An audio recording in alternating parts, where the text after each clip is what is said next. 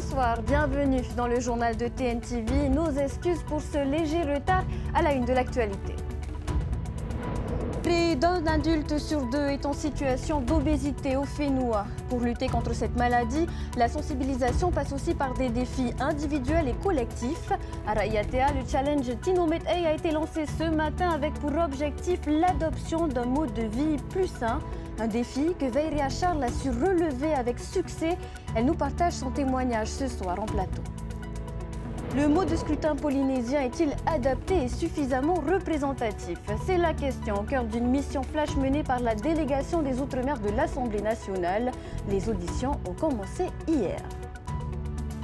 J-4 avant la journée internationale des droits des femmes. Ce soir, nous poursuivons notre série de portraits inspirants avec celui d'une tatoueuse qui a su s'imposer dans un milieu encore largement masculin.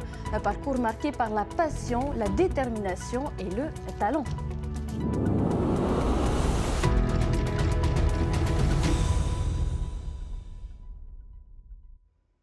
Nous ouvrons cette édition avec une affaire particulièrement choquante jugée ce matin au tribunal correctionnel.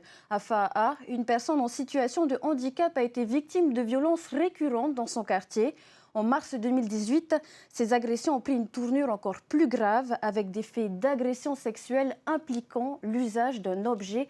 Le compte-rendu de Samtei Naoré. Tête abaissée par la honte d'avoir commis les actes pour lesquels ils sont jugés aujourd'hui, ces deux jeunes hommes, caïds de leur quartier de Fa'a, se livraient régulièrement à des actes de violence sur cet homme handicapé.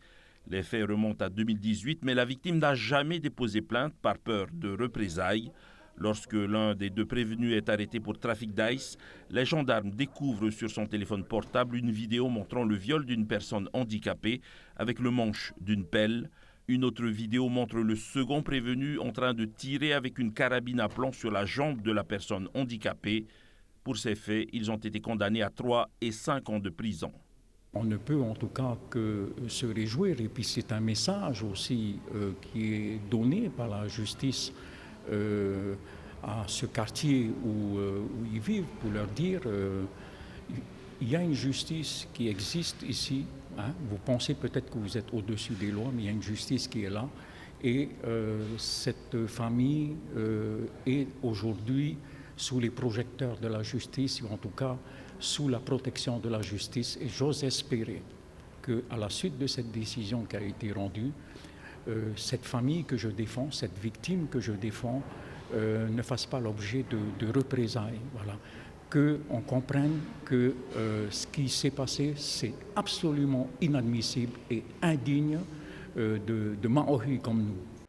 Durant l'enquête, les deux prévenus n'ont montré aucune empathie pour la victime. Ce matin, le meneur du duo a demandé pardon à la victime et a présenté ses excuses à sa famille. Il a précisé au juge, je cite, « La personne qui se tient devant vous n'est plus la même que celle qui a commis ces actes. » Affaire de corruption également ce matin au tribunal correctionnel. Entre 2008 et 2010, Bill Ravel aurait chargé Gaston Tétouanoui de soudoyer des politiques et le syndicaliste Cyril Le Gaïc pour accélérer la mise en service du King Tamatoa et stopper des grèves. Sur les 6 convoqués, seul Gaston Tétouanoui et l'ex-comptable de Bill Ravel étaient présents. L'homme d'affaires et un conseiller technique de l'époque, Jean Chinfou, sont décédés et 2 autres impliqués vivent à l'étranger. Si Gaston Tétouanoui et l'ex-comptable ont tous deux été reconnus coupables, seul le second a été dispensé de peine. On écoute l'avocat de Gaston Tétouanoui, il est interrogé par Samtei Naoré. Ce qu'on lui reproche aujourd'hui, c'était en lien avec le précédent dossier qui a déjà été jugé. On peut regretter ce saucissonnage qui, à mon sens, n'avait aucun sens, c'est le moment de le dire, et qui a nui aux intérêts des prévenus, puisque effectivement, pour se défendre, il faut faire référence à une autre procédure qui a d'ores et déjà été jugée d'une part, et qui peut conduire à une condamnation pour des faits qui n'ont pas véritablement été commis, puisqu'il faut les rapporter en réalité à la première procédure et non pas à la seconde. Des fois, les voies de la justice sont quelque peu impénétrables et je pense que personne dans la salle ne comprenait pourquoi il y a eu un tel saucissonnage de procédure. On enchaîne avec ces images de l'incendie qui s'est déclaré vers 9h30 ce matin au centre d'enfouissement technique de Paihoro à Taravao. Les équipes du CET ont rapidement été épaulées par les sapeurs-pompiers de Tearapu Est et de Tevayuta. Selon le syndicat Fenouama, en charge du site, c'est la bâche d'étanchéité provisoire installée pour protéger le site de la pluie qui aurait pris feu pour des raisons encore inconnues. La propagation du feu a pu être stoppée avant midi et les dégâts sont jugés superficiels. Cet après-midi, Fenouama a annoncé que de la terre serait progressivement déposée et compactée pour limiter les fumées et éteindre les petits foyers. La journée mondiale contre l'obésité, c'est aujourd'hui, 4 mars. Dans le monde, jusqu'à Rayatea, on sensibilise à la lutte contre cette maladie. Sur l'île sacrée, le top départ d'un défi mêlant sport et bien-être a été donné ce matin avec la première pesée des candidats. Intitulé Tino Metei, cet événement incarne la quête d'un esprit sain dans un corps sain en accompagnant les participants dans leur objectif de perte de poids. Roni Moufat a suivi le lancement. À peine l'équipe installée, les premiers participants arrivent déjà en nombre. Hommes, femmes, retraités, en solo ou en duo, tous ont décidé de franchir le cap et de se lancer dans l'aventure. C'est une opportunité pour moi et pour chacun de se prendre en main et surtout cette prise de conscience qui est la perte de poids. Ils auront 3 mois pour atteindre leurs objectifs. À la clé, des récompenses bien sûr, mais surtout une meilleure forme physique et un bien-être durable. Je voudrais encourager les personnes, leur dire que ce n'est pas une question de beauté, de maigrir, c'est une question de santé. Et si on veut vivre vieux longtemps en étant autonome, eh bien il faut s'y prendre très tôt. En fait, il y a plein de petites choses. Il y aura aussi, on a mis en place toute une équipe. Il y aura un coach sportif, il y aura un coach nutritionnel. Il y a aussi l'équipe du dispensaire qui sera là pour conseiller ceux qui en auront besoin. Au-delà du défi individuel, l'événement porte un message fort. Sensibiliser la population aux risques liés à l'obésité en Polynésie. Les chiffres sont alarmants. Selon une étude, en 2019, 75% des adultes polynésiens étaient en surpoids, dont 48% en situation d'obésité. Faire le premier pas, c'est le début de la victoire. J'essaye de maigrir tout ça, mais je n'arrive pas. Là, c'est l'occasion. Oui, je pense qu'en groupe, je pense que ça ira mieux. Je pense, hein. Après on verra, c'est un test que je fais quand même. Les déplacements et tout ça, je sens que je suis lourd, hein. Il n'y a pas photo. Ton objectif personnel? Santé, valeur, première valeur santé. Alors qui parviendra à relever le défi Tino Metei? Réponse dans 3 mois. La journée mondiale contre l'obésité, c'est aussi l'occasion de donner la parole à ces anciens patients qui ont vécu un parcours du combattant et qui ont lutté contre ce tueur silencieux. Ce sont en tout cas vos mots, Veiria. Bonsoir et merci d'accepter de témoigner sur notre plateau. Alors, vous avez connu l'obésité après un burn-out professionnel et une charge mentale familiale importante. Quel a été le déclic pour vous? En fait, déjà, tomber malade répétitivement, tout ça. Et quand tu es malade, c'est pas évident, c'est pas facile, tout ça. Et les docteurs, à chaque fois qui me voyaient, disent toujours la même chose.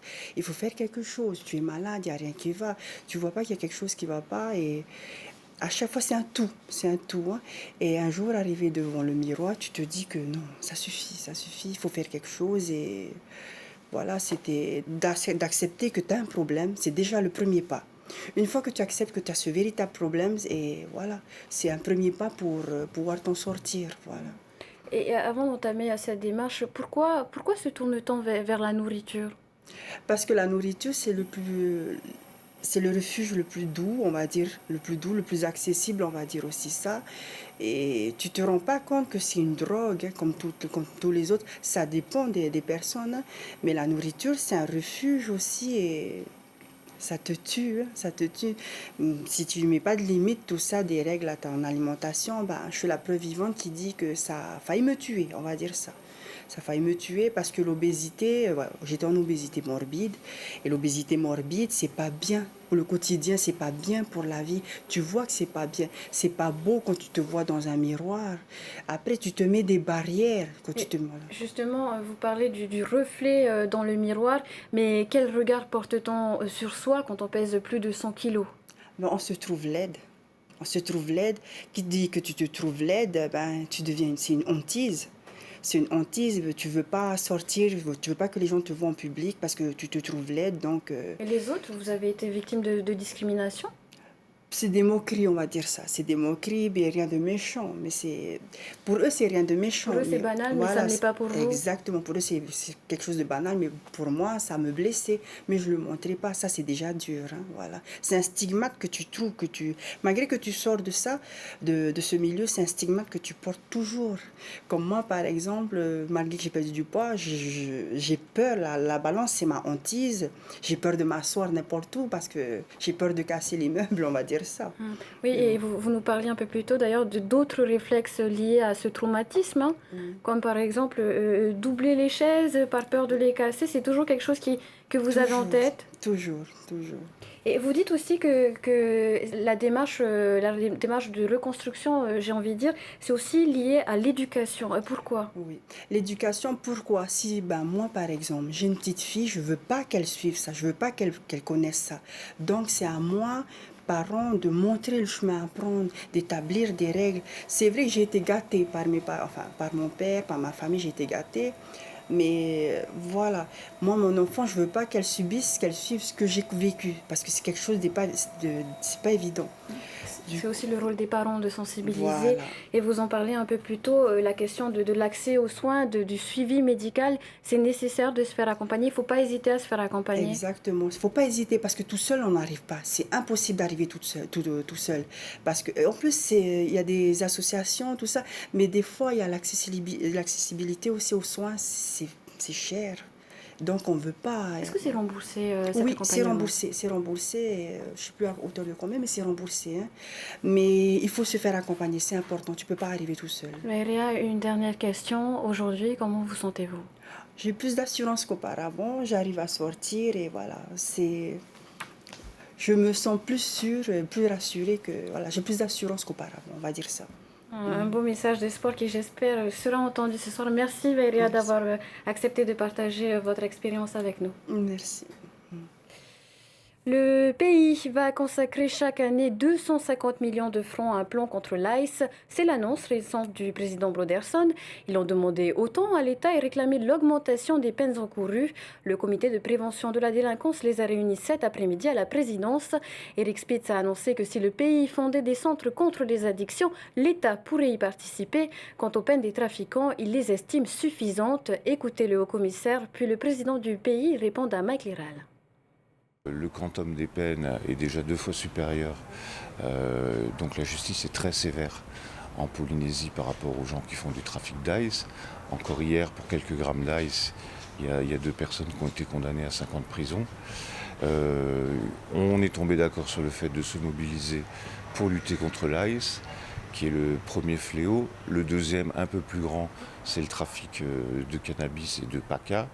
Et le troisième, encore plus grand, c'est l'alcool. Parce que 100% des violences intrafamiliales le sont sur fond d'alcool. Donc c'est cet ensemble de phénomènes contre lesquels on va lutter. Parmi les demandes qui ont été exprimées de manière claire, c'est celle d'avoir plus de compétences au niveau des polices municipales. Puisque par exemple aujourd'hui, on a eu l'exemple très concret qui nous a été donné par un des tavernas présents. Si leurs agents saisissent une pipette sur un gamin dans la rue, eh bien, ils n'ont malgré tout pas le droit de fouiller son sac, ils n'ont pas le droit de prendre son identité, et donc la démarche s'arrête là. Donc on nous a annoncé qu'il y avait dans quelques semaines le Beauvau des polices municipales, donc j'ai suggéré au commissaire qu'on puisse envoyer une délégation de quelques tavanins ou de chefs de police municipale à ce Beauvau des polices municipales pour que la voix des tavanins de Polynésie puisse y être entendue. Faut-il revoir le mode de scrutin polynésien? Une question sur laquelle se penche la mission Flash menée par la délégation des Outre-mer de l'Assemblée nationale. Nos 3 députés en sont rapporteurs. Ils ont 3 mois pour entendre les dirigeants des partis locaux et pour trancher. Les auditions ont démarré hier. Laure Philibert, Mataï Oreille. 4 jours pour faire le point sur le mode de scrutin. C'est ce dont disposent les députés du Fénois. Un mode de scrutin inchangé depuis 2011, période de forte instabilité en matière de gouvernance. Il repose sur une liste unique regroupant les 8 sections, un seuil d'accès au second tour de 12,5% et une prime majoritaire de 19 sièges pour le vainqueur. Expérimenté en 2013, 2018 et 2023, est-il cohérent? Depuis hier, les rencontres s'enchaînent à l'Assemblée. toutes les forces politiques représentatives sont sondées. Nous disons que si on veut avoir une meilleure représentation à l'Assemblée, il faut abaisser ce seuil, qui est aujourd'hui de 12,5%, et réduire probablement la prime majoritaire pour faire en sorte qu'il y ait une meilleure expression démocratique au sein de l'Assemblée. Alors sur la question de à quel moment faire ce changement, on est exactement à mi-mandat. Il ne faut jamais changer le mode de scrutin avant des élections, il ne faut pas le faire juste après les élections. On est exactement à mi-chemin. On a un vrai sujet sur le dérèglement climatique. Aucun parti écologiste n'est représenté à l'Assemblée, alors qu'il existe des partis écologistes en Polynésie. Rien qu'au sein de la plateforme Amuitatao, les avis divergent. Pourquoi pas en 2028, nous irions tous ensemble et que le parti qui gagne en 2028 s'engage, avant les élections bien sûr, s'engage au travers d'un consensus global au niveau de tous les partis politiques, que cette nouvelle majorité, que ce nouveau parti majoritaire s'engage à modifier la loi électorale. Pourquoi pas?